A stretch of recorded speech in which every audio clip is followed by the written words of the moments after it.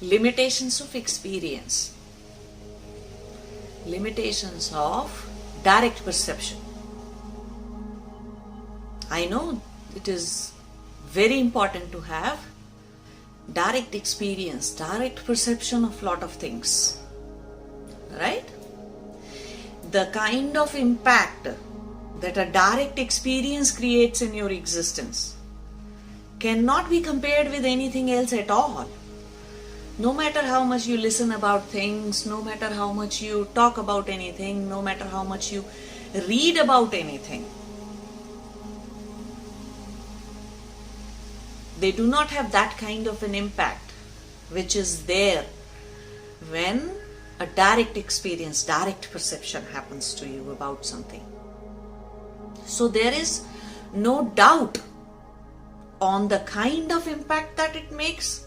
Also, there is no question about that it is needed. But for how many things it is needed, where all it must be applied, where all it makes sense, that's a questionable thing. So from that standpoint, you really need to understand what are the limitations of direct experience. See, in this universe, there is a whole lot to experience, isn't it? So many things to experience. For example, suppose you want to be a prime minister of a country. You want to be a prime minister of the country and you want to be successful in doing that. Then if you think that, no, I need to become a scientist first, I need to become a doctor also, I need to work as a bank manager, I need to learn economy, I need to learn science, I need to do this, I need to become this, I need to become that, then and only then I will learn. If a summary is being given to me in the form of few books that are necessary to know how different things in the country, in the economy functions, how different cultures and people function. So if books are being given to me or lectures are being given to me, no, that is not enough. I directly want to be that in order to understand it. Then do you think this lifetime is enough for doing that?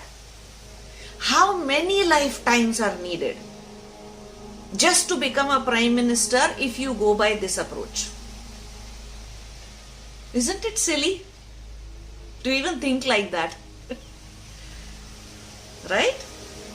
It seems silly, it seems foolish to go by this approach. Exactly the same thing when you cook rice. Right? When you cook rice, then if you want to check whether they have been cooked properly or not, you will pick up 2 or 3 grains of rice, 5 grains of rice from here and there to make sure they have been cooked properly, and you will just press them and see if they are cooked. So you will check hardly 2 grains, 5 grains, 1 grain to make sure that they are cooked. That's it. Will you press each and every grain of rice to make sure it is done and cooked?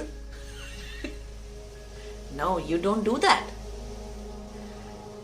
You do not have to have a direct experience of each and every rice grain to make sure it is cooked. Another example, when you go to the store to buy clothes or to buy shoes, do you try on each and every dress? Do you try each and every pair of shoes to make sure that the one that you are buying is perfect? Do you do that? No. So you see, there is a limit to direct experience. There is a limit to direct perception. Pratyaksha darshan we call it in Sanskrit. Direct perception. So there is a limit to that. And some people, you will see, they have given way too much importance to direct experience. And that way, the importance of inference, anuman gyan, wisdom through inference, is almost neglected. As if it shouldn't be there at all. Why? When you were checking rice and you checked 2 or 3 grains from here and there, you used inference wisdom to come to a knowledge, come to the wisdom that yes, my bowl of rice has been cooked properly, my pan of rice has been cooked, all of them have been cooked properly. You used inference jnana there, anuman jnana. Right? If somebody says, okay, if you have to buy clothes, then you can go to this store, but go to this one has better clothes and this and that. So you make use of that information, isn't it? Somebody tells you they are giving discount and these people are not giving discount. So you go to that store to make your purchases. Why? Why did you consider somebody else's words at that time?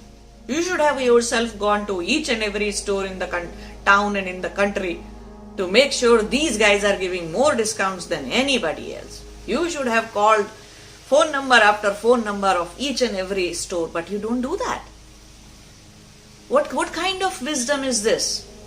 Wisdom through spoken words by somebody else. Spoken or written words, wisdom from that. So only always thinking that wisdom is only attained through direct perception, well, you can keep on doing that till infinite lifetimes. And you will still not be done even then. There is so much to know. So much wisdom is there. So much knowledge is there. So never ever criticize or minimize the importance of wisdom through spoken and written words, wisdom through shabda, wisdom through books, wisdom from somebody's spoken words, your guru or anybody, and wisdom through inference, anuman jnana. Have you seen Pluto? No. But some scientists have seen it, that too using their telescopes. Not directly. So now they are inferring that there is a planet called as Pluto or Jupiter or Saturn or anything else in this universe. So how important it is to use inference. Entire share market works on that, isn't it? There are calculations.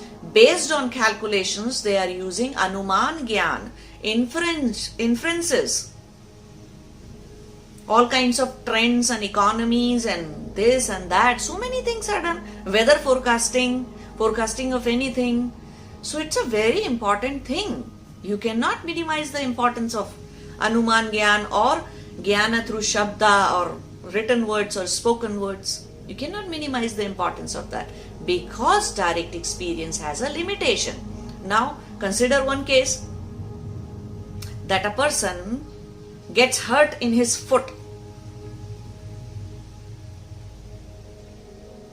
by walking somewhere, wherever, and now he understands that he must be wearing shoes. He got some jnana, some wisdom happened to him that yes, he should be wearing footwears. Another person, he sees the other person getting hurt that way and he starts wearing shoes. This is another kind of a person. He saw other person suffering. So he made corrections into himself. And then there is a third kind of a person. He heard somebody got hurt that way and suffered that way, and just by hearing he changed himself. Which one of this person has more buddhi, more intellect and pure intellect? The one who was able to understand that this is not a myth, this is not some kind of, fairy tale. Instead, it's a true thing that has happened, and he was able to deduce that yes, it can happen to other people, to me. And how can I save myself? Well, this is the way to save myself.